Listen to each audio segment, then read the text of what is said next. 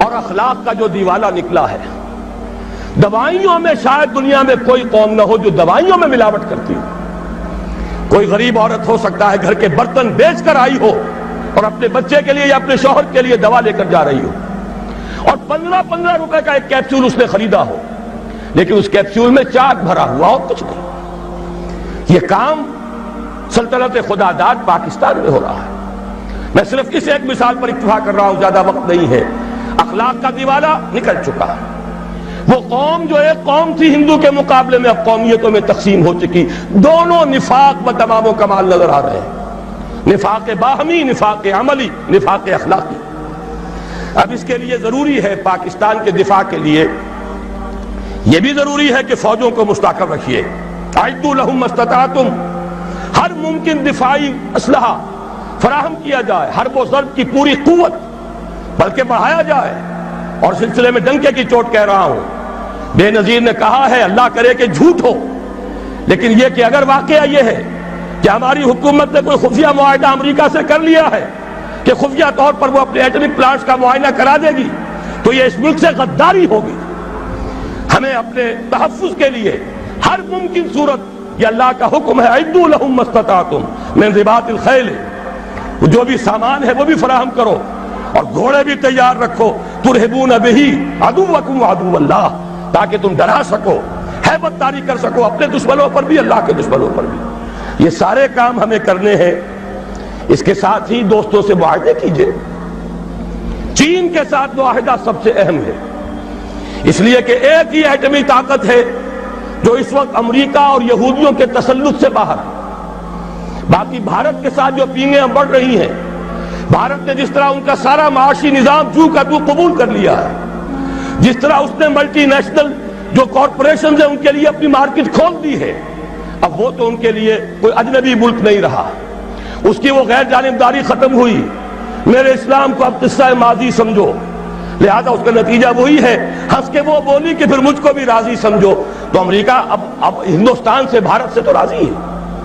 اب تو ایک ہی ہے جو کھٹک رہا ہے, ایٹمی طاقت جو مبینہ طور پر اور جو کہ مسلمہ طور پر ایٹمی طاقت ہے جو ابھی باہر ہے. ایک دستمرد سے تیری حالی بچا ہوا تھا, کچھ پتہ نہیں کب اس کو بھی چرکا لگ جائے. ایک حادثہ اس پر گزر چکا ہے, لیکن یہ کہ ابھی وہ قائم ہے, وہ چین ہے. یہ تیری بربادیوں کے مشورے ہیں آسمانوں میں. ہمیں ان چیزوں کا شعور چاہیے اور اس کے لیے اپنے دوست اور بھارت کے ساتھ ہر ممکن کوشش مفاہمت کی. اور وہ اسی طرح ہوگی کہ انہیں سمجھایا جائے کہ دیکھو اپنے اصل دشمن کو پہچانو, جو ہمیں آزاد تو کر گیا تھا مجبوراً, لیکن کشمیر کی یہ ہڈی پھینک گیا تھا بیچ میں کہ یہ غرائیں اور لڑے ایک دوسرے کے ساتھ, اور کبھی بھی آپس میں ان کے مابین امن نہ ہو.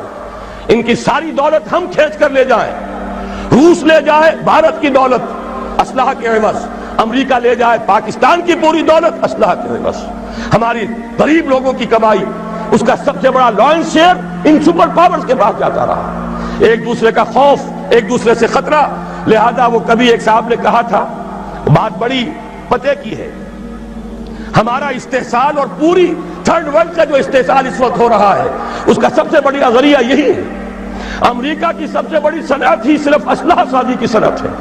اور ہو کیا رہا ہے, ایک دفعہ ایک صاحب نے اعداد و شمار کے حوالے سے بتایا, پورے حیدرآباد ڈویژن جو ہمارا کاٹن گروئنگ بڑا ہی عمدہ علاقہ ہے, وہ جتنی روئی پیدا کرتا ہے وہ ساری روئی دے کر ہم صرف ایک F-16 جہاز لے کر آ جاتے ہیں. اور وہ F-16 جہاز, اس کا ایک پرزہ بھی اگر ناکارہ ہو جائے اور جو اصل مالک ہیں وہ اسے ریپلیس کرنے کے لیے تیار نہ ہو, تو وہ ہمارے لیے بالکل بیکار. وہ تو پھر جائے گا کہیں کباڑیوں کے ہاں جا کر بکے گا, اس کا کوئی مصرف نہیں. یہ ہوتا رہا ہے 40 برس 45 برس. اور اس میں یہ کہ اس بات کا پورا اندیشہ ہے, بلکہ یہ کہ زائنسٹ لابی کا پروگرام یہ ہے کہ پاکستان کے بھی ٹکڑے کرائیں اور بھارت کے بھی ٹکڑے کرائیں, تاکہ کوئی طاقت نہ رہ جائے جو ان کو کویسچن کر سکے. ہمیں یہ احساس و شعور بھارتیوں کے اندر پیدا کرنا ہے کہ ہم اس کا بیٹھ کر معاملہ کریں, اس کا حل نکالیں. جو وعدے کیے تھے انہیں اب جو تم نے تاکہ نسیان پر رکھ دیا تھا ان کو پورا کرو, اور خدا کے لیے آپس میں لڑ مرنے کی بجائے اپنے اصل دشمن کو پہچانو.